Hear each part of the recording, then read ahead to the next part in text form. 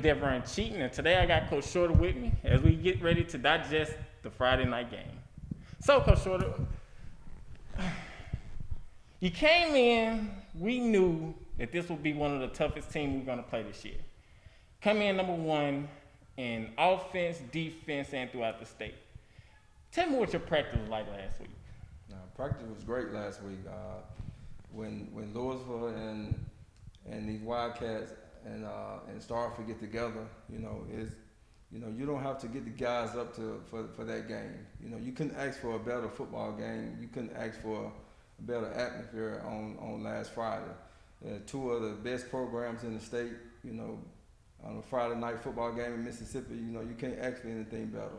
And coming in, we knew we was an underdog. We knew, we were a 4A school. They were a 6A school. They came in the number one team in the state. They got several Division I football players on their team.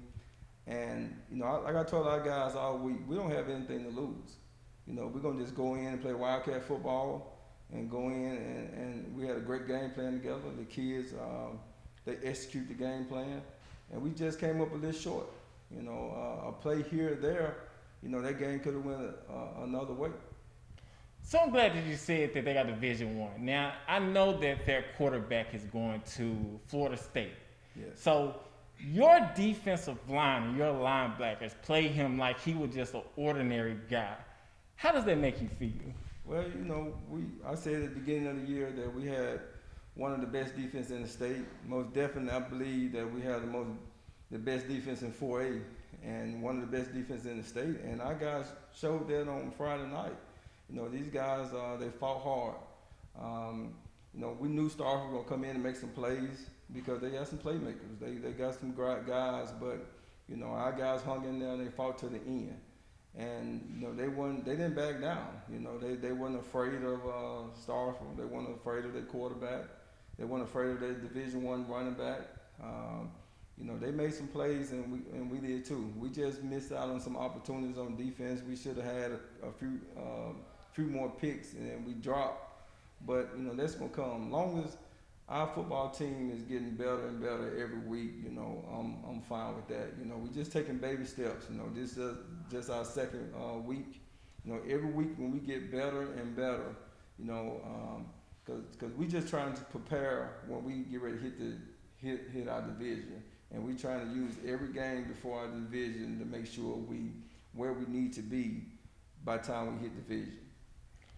So coming into the half, we're up 14-10, which I asked Coach Salas this as well. What is the momentum to come out in the second half and keep that same intensity? Speak on a little bit about that. Well, I told our kids at halftime that, the score is 0-0 when we go back out because we knew that they are a big play offense. They strike fast. And I told our team at halftime, as long as we don't give up their big play, we'll be fine in this ball game. And that's what happened in the second half. In the third quarter, we gave up two big plays. And they all was on third and long, and we had a couple of penalties that that cost us as well. Some of the things that we just got to correct a few things and moving forward, just correct some small things and then things that I know that can be fixed, So, but the momentum, we was where we wanted to be at halftime. Gave ourselves a chance to be in it at the end, and we had the lead. We should have been up 21, at least 21 points, 21-10 at halftime. But things happen. I'm glad you said that. You're inside the red zone. And Jace gives Jarvis a pass. Well, looked like a skinny post. Speak on it. Because after watching it, I called it a touchdown as well.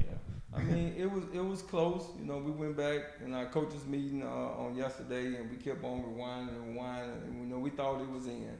But it was a judgment call by the referees, and he called them out. There's nothing that we can do about it, but wish we could have got it back. Ball game probably would have been a little bit different if we had got that touchdown at the open drive right there. But but our kids didn't hang their head. They kept on fighting. They kept on fighting. They kept on pushing, and that let me know a lot about. That told me a lot about my team. That these guys gonna fight to the end. and that made me feel good as a coach because no matter what the situation is going to be moving forward, you know, our guys going to be able to handle any type of adversity that comes to their face. So, you know, I like where we are right now, you know, so we're going to be fine. And that I agree with. I said that we have one of the best defenses when we first started. And I still agree with it. And our offense showed a lot of promise Friday night, a whole lot of promise. And I know a lot of people came in saying that they didn't think that our offense would be able to do nothing this year. But just watching them Friday and how they came and kept fighting against this number one defense, I mean, it just makes you think, is this really the number one defense that we played? Well, you know, you can't take nothing from Starkville. They have a good football team, and they a well-coached football team. But I just kept telling people our offense gonna be fine. Yes, sir. Our offense gonna be fine. Yes, it just takes a little longer for them to gel because we didn't go through a spring, and people got to realize as well that we have 9 new starters on offense. So, you know, we only have 2 starters back there. So it just takes a little time, and then go through the spring hurt us a little, but as long as we was getting better every week, I'm fine with that, you know. And it showed Friday night that we can run the football, we can pass the football. My thing, we wanted to be balanced, and we was balanced on Friday night. And we just gonna take that, what we did Friday night, and we're gonna just get better and better and better off it. Before we leave here, your offensive line played tremendous. Yes. No sacks, rarely had any tackles in the backfield. Yeah. As a head coach, how does that make you feel? Well, you know, I told, you know, as a football coach, you know the game is won in the trenches on both sides of the ball, offense and defense. And I challenged our defensive line and I challenged our offensive line. If we're going to be close and we're going to give ourselves a chance to win this football game, that they had to be good. They had to play good. And so our offensive line came out and they played their tails off. And I'm proud of those guys. They gelling together. And Coach Sal's doing a tremendous job with them. And if we can run the football like we did Friday night and it open up our passing game, and we continue to play defense as we plan, and our special teams is getting a whole lot better. If we can put all 3 phases of the ball game together, you know, moving forward, you know, it's going to be tough on some people. Well, I think that covers today's story, guys, because I think we did an awesome job Friday. I think we did an awesome job. We just came up short, as you said. Yeah. And today we're going to end it with that.